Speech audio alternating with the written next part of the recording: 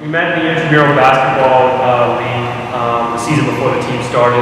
David, Alex, and I were all on separate teams, but we were pretty much the most solid guys on each team. At least I think we recognized each other as such. My team beat this team, and Alex's team. Yeah. That's all that matters. What year was that season?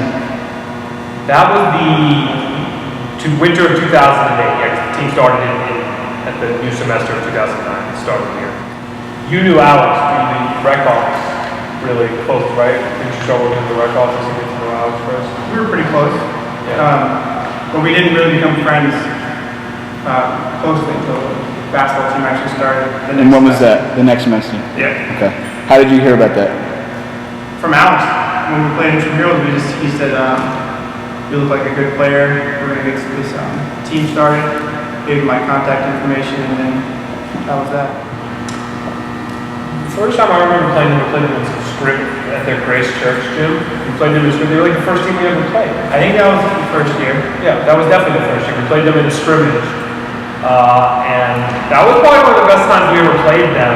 But the coach kept restarting the score and stopping the game and screwing around with it. But we actually did really well that game.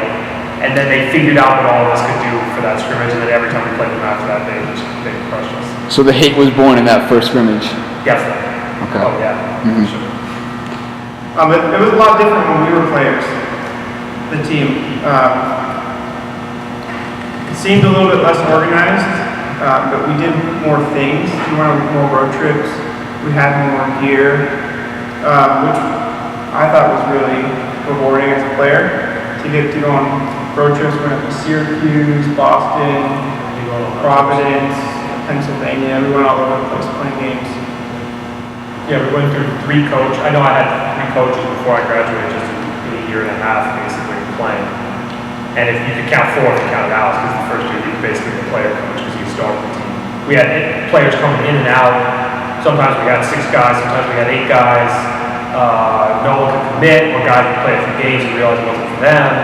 Or guys had commitment issues, or they in and out of school. I mean, really, Alex, David, and I were really the only ones who stuck it out all the way through, with the exception of 1 or 2 other guys who came in with or around the same time as us. You know, our trips, people couldn't come because they had work or school-related things, so we were always in disarray. We just didn't have a lot of reliable people. You know, whether it was the coaches or other players. So it was always a challenge just to go out there and play the game. Yeah, we also had to establish ourselves as a team to play. So the first few years we were just finding anyone who would play us. We were playing Chelsea Piers, YMCA. We played Cooper and Pratt here and there, but it wasn't like you guys have it now. We're playing Vaughn twice a year, Cooper 3 times a year, Pratt twice a year. We played maybe at the most 13 games the last season. I think it's unfortunate. It's definitely something I think every school should have. Even if you're not into sports, it's not your priority. Still, kids want to play sports no matter what it is. It's good to be healthy, and you don't have to use it just for basketball. You can use it for anything you need to use it for. I first came to the university a little bit before David and Alex. I've been there since 2005 or so.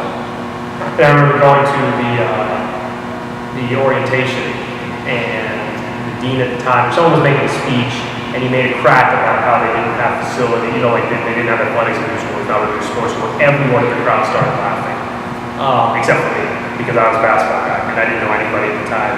And it didn't, you know, sometimes when the school crafts an identity, the new school had a strong identity as a very liberal, radical place when it first started.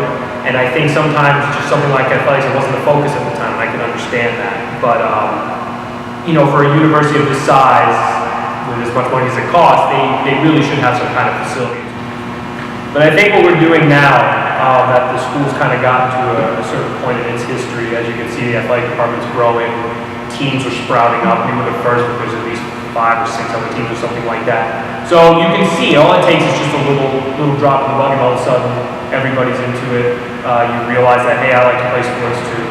And I mean, I think eventually the school's going to have to answer the call. You know, before there was no call, so why would they answer? But now I think kids here are really proving that they are interested in athletics. They want to represent the school. It's healthy for school morale. And so with that, we're going to need some facilities. So I would think 10 years down the road, 5 years down the road,